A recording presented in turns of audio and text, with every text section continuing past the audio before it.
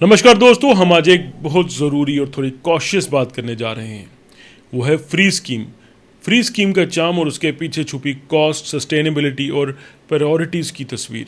और इस case study है JNK स्मार्ट ई बस स्कीम, जिसमें हेडलाइंस तो बन गई थी फ्री राइड फॉर वुमेन, लेकिन ग्राउंड रियलिटी कुछ और ही कह रही है। सबसे पहले टाइमलाइन और फैक्ट्स को समझ लेते हैं।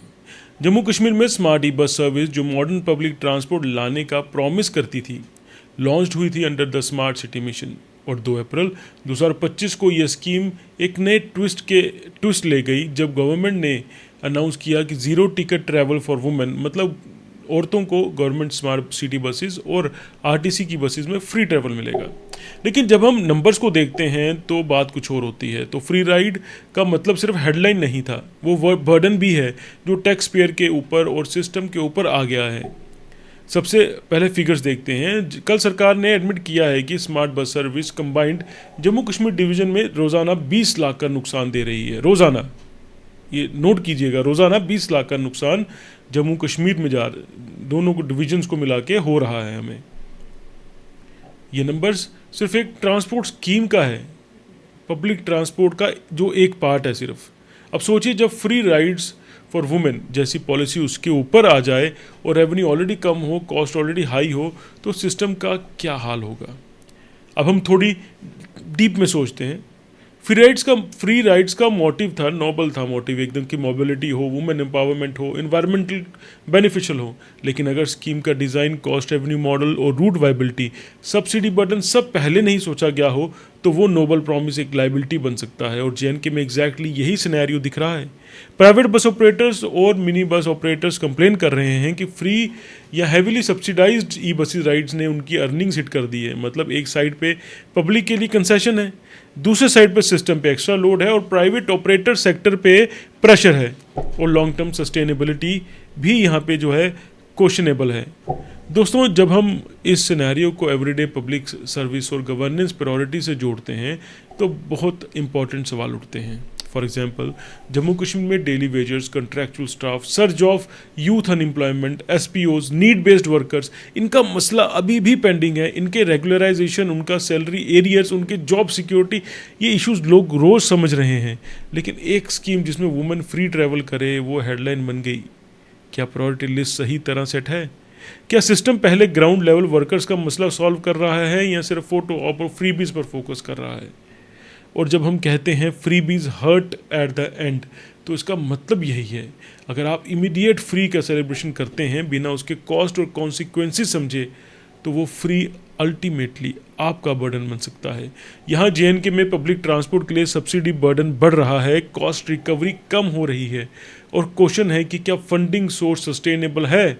अगर नहीं, तो या तो फेयर्स बढ़ेंगे, या सर्विस डिग्रेड होगी, या टैक्स पेयर लोड भरेगा, ये यहाँ सब तीन। और जब पब्लिक ट्रांसपोर्ट का सिस्टम स्ट्रेस्ड हो जाएगा, हम सबका मोबिलिटी और डेली कम्यूट सफ़र करेगा।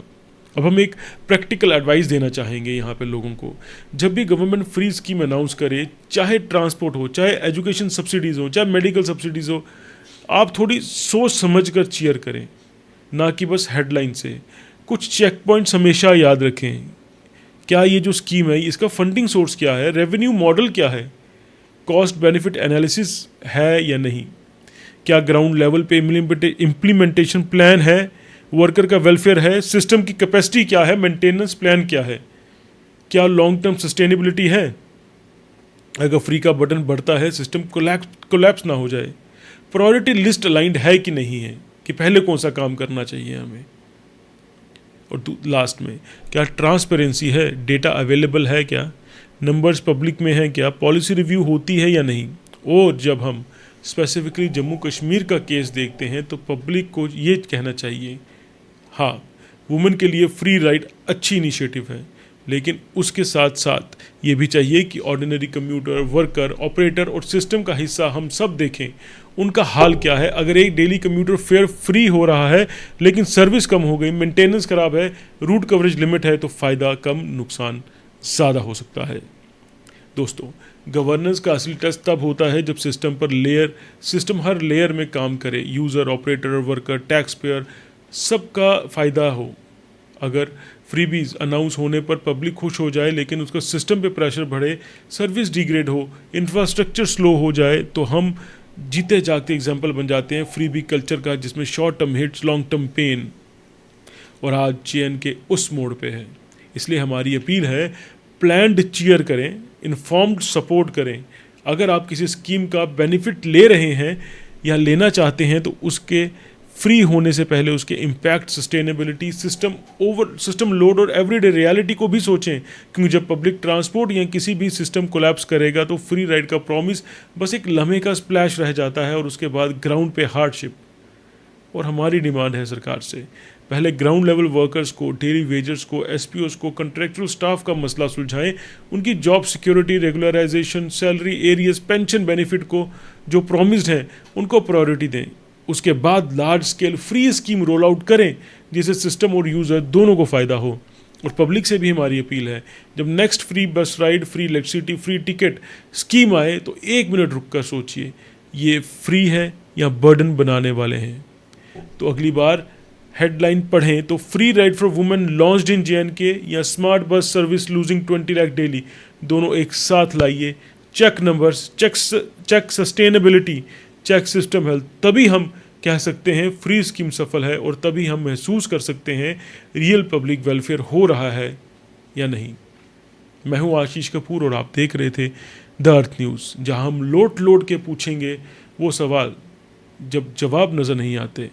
आपका स्वागत है, ब्लाइंड चीयर नहीं, इन्फॉर्म्ड सपोर्ट कीजिए, क्योंकि फ्री चीज़ें हमेशा फ्री नहीं रहती, कभी कभी वो फ्री नाम पे खर्चा बनकर सामने आ जाती हैं। धन्यवाद।